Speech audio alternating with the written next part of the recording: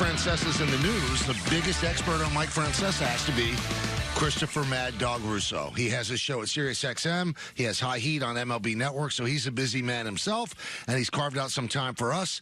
Chris, it's Michael, Don, and Peter. How are you today? Always a pleasure, gentlemen. What are we going to discuss here on this busy afternoon? Let's start with your former partner. Were you surprised by this move? Oh, absolutely. I don't know how you couldn't be. I was shocked. Yeah, I really was. I didn't see this coming at all. I was with Mike on March 28th on that infamous MLB Network day where I met Peter's wife, where, in fact, he said, we had some laughs at FAN's expense and we got all bent out of shape.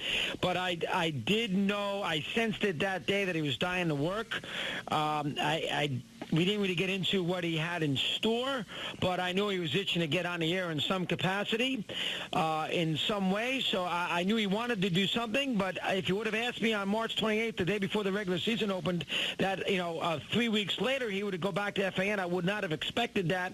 So I'm surprised where he ended up, but I'm not surprised he's back in the air and doing something. We're down the road here. Now, Chris, you know him very well. You worked together for a long time. Do you think he looks at this as a challenge to get the listeners back, and that he's just going to, or does he think he's just going to jump right back in like he never left? No, a challenge. I think Mike will look to beat you guys. Everybody has read.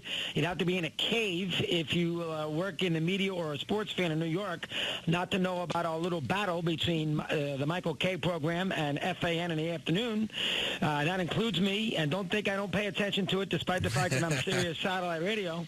And so I would think that I read the Michael quote today, bring it on, so we have some fun with the two of you. I will monitor it from the sidelines, but I do think that that will be an interesting battle now, and I think that is, I think Mike will be motivated there. I know Mr. K and Mr. LeGreca and Peter here will be motivated too, so we should have basically a Jay Leno, David Letterman war. Leno had a big advantage because obviously he had better affiliates than Letterman did, and he always beat him. They got a stronger station, signal-wise and history and all that, but you guys have just won your first huge book. That will be fascinating to chronicle, Mr. K. And I want to, by the way, I want an update with you, O'Neill, and Cohen doing the games. I want updates.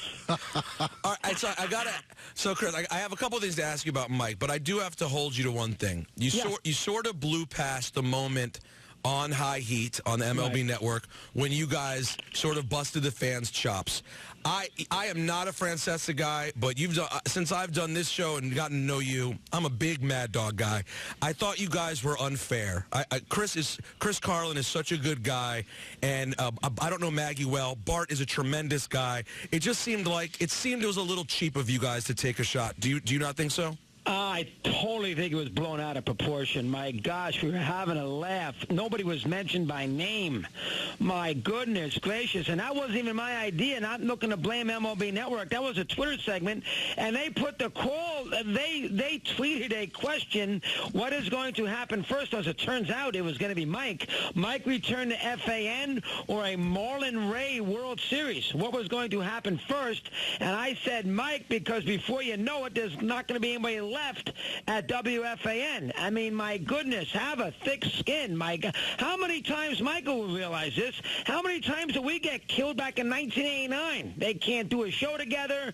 Daffy Duck, nobody can understand them. Break them up. What a dopey idea. Sports all the time. You let it roll off your back. You can't get that wrapped up in it. Yeah, but shocked. No, and that's shocked fair, Chris. That's fair, Chris, but it's not Raceman. It's not Mushnick. It's not Best. It's somebody that Chris probably felt were two friends of his, and he probably thought he wanted to get a little bit more support at a very difficult time trying to transition from a legend into a show where he's trying to work chemistry with two people he didn't even know. So it's one thing if Raceman rips you, yeah, that's fine, but he probably felt he was getting ripped by a couple of friends. Fair point. Now, did I rip Carlin by name? No, but everybody knew who you were talking about. No, I was talking about Bart Scott. Yeah, you don't like Bart. That's awful. That's the worst. You can't. Let's not even go there. Is it true, Chris, that Carlin sent you a little bit of a nasty text? Accurate. That is accurate. Did you reply? How did you react to that? I said, "Oh, stop." He did it on the train. I knew he was annoyed. I said, really? This is how you're going to respond to this? For goodness gracious. That is accurate. Now, I did not bring that up on the air because Carlin must have told a couple of people at FAN, look what I did with the FAN guys, because then Raceman had it yesterday at 1:57 in the afternoon. And then I echoed that at 4 o'clock. I just mentioned the fact that Chris was annoyed. And I can understand why he's annoyed. But hold on now. Let it roll. Is it that big? You're telling me Mr. K, Mr. McGregor doesn't like it, Peter doesn't either. You thought that was that big a deal? Well, that thing on MLB Network? I didn't think it was great. I mean, because they're fighting big odds. I mean, they're taking over for a spot that you guys built into prime real estate. It was the laughter. It was the tone of like, oh, there's not going to be anyone, like they're all gone. Now, if you were taking a shot at Carton, I'm all for that. No one deserves to be laughed at more. But for Chris, I don't know, man. He uprooted his family. We all know he's such a good dude that I think some of us took it more personally. That's all. Yeah, I don't know, boy. I tell you. Now, do you think that text? It got to be. If that is going to bother you doing that show, you should never have done it. Do you believe that text that we're talking about, which was allegedly was also sent to Francesa, is that what Francesa's talking about? Certain people saying I couldn't come back? I don't really know. I mean, I would think that probably bothered Mike. It bothered me. I can't say. I don't know that. I have not talked to him, so I don't specifically know where.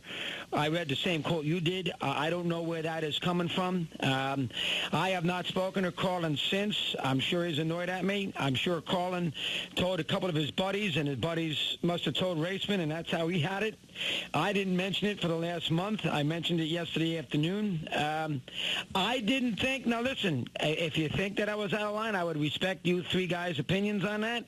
The MLB Network people didn't think it was that big a deal.